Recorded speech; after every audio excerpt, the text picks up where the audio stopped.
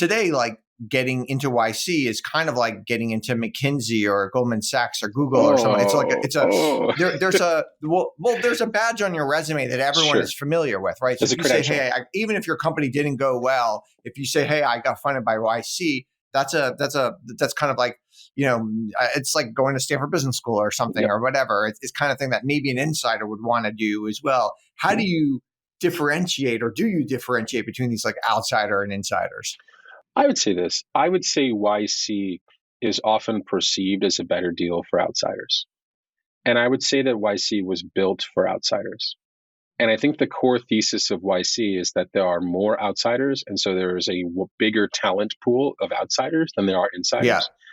And that there is less competition there. All the VCs in the world are trying to go after former Facebook execs, top of the class, Stanford, CS kids, et cetera, et cetera. Much smaller pool, many more competitors. I would also say that outsiders more often than not have a chip on their shoulder. And that is very useful as a startup founder, to feel like you've been underestimated and to feel like you need to prove to, and this isn't healthy, but to feel like you need to prove to the world or yourself or your parents or someone that you're better than they think you are is extremely useful. And I would argue that like insiders sometimes have the same problems that like kids of rich parents have, which is like, they've always been skating on the easy lane. And so I think that what we have seen as YC has gotten bigger and the advantages of YC have gotten more clear is we see some insiders saying, wait a second, this 7% deal is better than it looks, And I think you start seeing this a lot with YC alums who come back, right? I did YC twice. Justin did it 4 times. Parker came back and did it. Kyle came back and did it.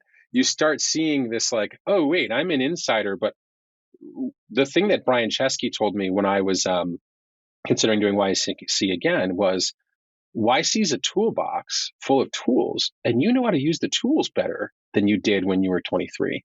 Yeah. And you can get way more out of them. And I was like, oh shit, you're right. Like, whereas I think a lot of people want to see YC as like a status thing. It's like, oh, it's like undergrad. I'm already past that. It's for young people. It's for first timers. It's like, no, in this way, it's not like a university. Like in this way, it's very different than a university. In this way, it's much more like a software company or like dev tools, where like a bad engineer can take some dev tools and, build something. And a great engineer can take some dev tools and build something much more amazing. And so I think that what's been interesting is to see the insiders kind of flip a little bit and say like, oh shit, this deal's better than it looks. But it was still designed and is still primarily for outsiders.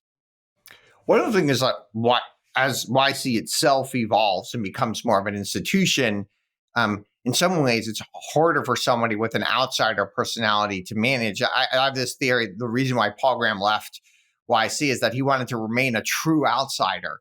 And it would be hard to do it as like running, because you can't necessarily say whatever you want to say if you're running like an institution. Sure. And it gives you, you have a little bit more freedom if you're slightly on the outside or something like that. Like at some point, like these things become, if it's going to be 100-year institution, it's you have to watch a little bit what you say. You have to be a little more polite, right? Or no, you don't agree. I don't think being for outsiders means that we have to say radical things. I think it has to do with our process for funding companies. Typical VC funds celebrate the idea that you need to have a warm referral to talk to them. What about everyone who's not 1 degree separated from someone who knows Roloff at Sequoia, right? Yep. It's easy to argue, oh, great, they should be excluded because they don't have the skills to do that networking. YC would argue, please continue excluding them. Like we would love to talk to them. But I would say that the thing that would make us not for outsiders is if somehow how we solicited applications, read applications and interviews changed. And that's something that stayed fairly consistent the entire, from PG's first batch to today. You don't have to know us. You don't have to. You just fill out an application. You don't have to build a deck.